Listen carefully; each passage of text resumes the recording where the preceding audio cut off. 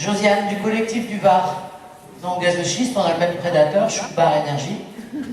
Et bon, pour le moment, nous, le permis dans le Var, qui couvre 6785 km², il n'est pas attribué, mais bon, des rumeurs ont montré que des gens qui travaillent dans des forages de techniques d'hydroforage, je sais pas, aux États-Unis, et qui habitent à Draguignan, ont obtenu l'assurance par leur société, qui est une société sous-traitante qui travaille pour ces gros groupes, que bientôt ils viendraient travailler chez lui, à Draguignan. Au mois d'octobre. Or, c'était le dépôt de M. Choubar pour le Var. C'est en octobre 2008, et 3 ans, ça fait octobre 2011. Et nous, on se fait beaucoup de soucis parce que non seulement il y a ça, mais on est entouré du permis de Gardanne, des gaz de houille. Il y a le permis de Provence. Mais il y a une chose que je voudrais demander donc ou à Ségolène, ou à M. Terrasse, ou à vous, je sais pas, il y a un permis qui était mis dans la première loi de la vôtre et puis de Jean-Marc Ayrault, et qui n'est pas noté dans celui présenté par l'UMP. C'est celui qui appelle Rhône Méditerranée, hein, au large des Pélagos en Méditerranée. Il y a 9500 km², où il y a eu pendant, je ne sais pas combien de temps exactement, une recherche sismique avec des ondes. On a vu beaucoup de baleines, de dauphins arriver avec les sonars abîmés et tout ça.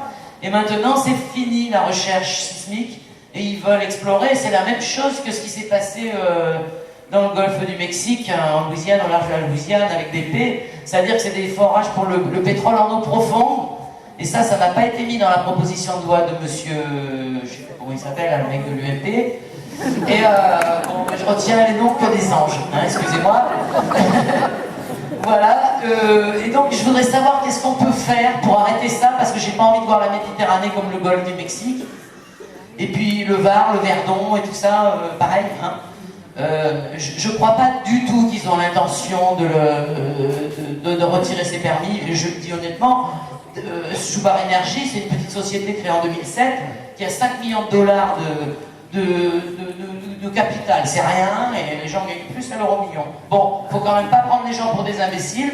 Derrière tout ça, il y a, je me suis renseigné, on s'est renseigné chez nous, Dell, D-A-L-E. Or, Dell, c'est une grosse société texane, derrière il y a des gens comme Ali Burton. Monsieur Borloo, il n'a pas fait que signer par inadvertance ses permis. En janvier 2010, il a aussi nommé comme, ça fait rire, hein, opérateur de service public, JP Morgan et Goldman Sachs, pour la recherche des énergies. C'est service public à la française maintenant, version New Age.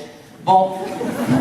Et je ne sais pas s'il dormait, je ne sais pas si Madame Kosciusko-Morizet dormait aussi pendant les conseils des ministres quand Besson a fait modifier le code des mines de façon à ce qu'il n'y ait pas. Oui, en janvier, oui. Et bon, c'est quand même passé en conseil des ministres, ça a été signé par le président, le premier ministre, tout ça, quoi. Et elle disait quand même le contraire. Elle disait, bon, en France, on a des lois qui nous protègent, c'est pas comme à l'américaine.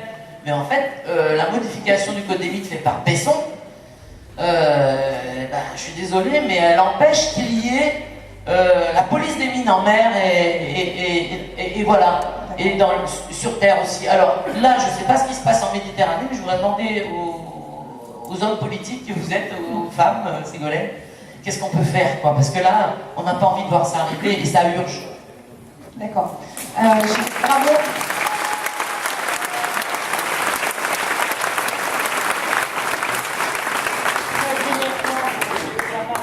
À tout le monde, ça me permet de repréciser une chose que vous savez, hein, vous avez dit et que les élus ont évoqué tout à l'heure, l'idée c'est que le collectif demande, c'est l'abrogation immédiate de tous les permis. Pourquoi est-ce qu'il faut obtenir l'abrogation immédiate de tous les permis? Pour 2 raisons. C'est d'abord que, il faut le redire, parce qu'il y a peut-être des personnes dans la salle qui ne le savent pas encore, même si vous êtes aussi nombreux, c'est que vous le savez bien, c'est que d'abord c'est un procédé extrêmement polluant, extrêmement nocif. L'exploitation des gaz de schiste, parce qu'il faut injecter non seulement de l'eau, mais il faut injecter 40 produits chimiques, 400 produits chimiques, 40 les plus essentiels, les plus lourds, 487, vous voyez le collectif. Moi j'ai les 40 les plus nocifs. nocifs et les plus importants, les 496. Donc vous voyez, avec la pollution de l'atmosphère, des nappes phréatiques, etc.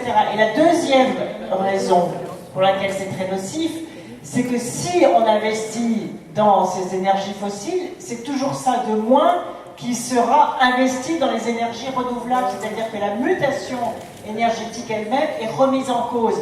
C'est derrière aussi cette décision-là que sont remises en cause les choix fondamentaux de la mutation énergétique et les choix fondamentaux des citoyens pour pouvoir consommer autrement. Et on estime, moi dans la région j'ai un plan de développement des énergies renouvelables qui va nous permettre de doubler en 20 ans la production des énergies renouvelables. Parce qu'on a fait un contrat avec la Banque européenne d'investissement et avec les opérateurs de l'électricité qui nous ont permis de contrecarrer la baisse du prix de rachat de l'énergie photovoltaïque décidée par le gouvernement. Parce que ça c'est scandaleux, c'est-à-dire qu'ils ont frappé l'énergie photovoltaïque en diminuant 2 fois de suite les prix de rachat d'électricité, en supprimant les avantages fiscaux liés à l'énergie solaire, donc finalement en cédant à tous les autres lobbies qui ne veulent pas que se développe l'énergie solaire. Et pour contrecarrer ça, on a fait un contrat avec des distributeurs qui ne sont pas EDF. En miracle, j'ai 2 départements dont les distributeurs échappent à EDF, et nous avons signé un contrat pour garantir le prix de rachat de l'électricité solaire sur 30 ans. Et donc, du coup, ça a permis de sauver les entreprises sur cette filière d'énergie solaire qui aujourd'hui sont totalement menacées par les mauvaises décisions gouvernementales. Certaines ferment, certaines sont en faillite, etc. Les projets de construction... La question c'est qu'est-ce qu'il faut faire par rapport au fait qu'il peut y avoir des forages en Méditerranée? Eh bien, c'est l'interdiction. On y arrive.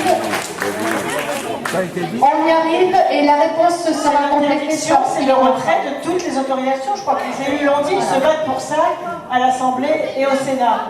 Voilà. On vous fera passer le micro. On ne vous entend pas, on va vous faire passer le micro. Il arrive et entre-temps, Philippe Bertrand souhaitait compléter la réponse, donc je lui passe le micro. Vous vous éclatez, c'est tout ce que vous faites, c'est hallucinant quoi. On vous pose des questions.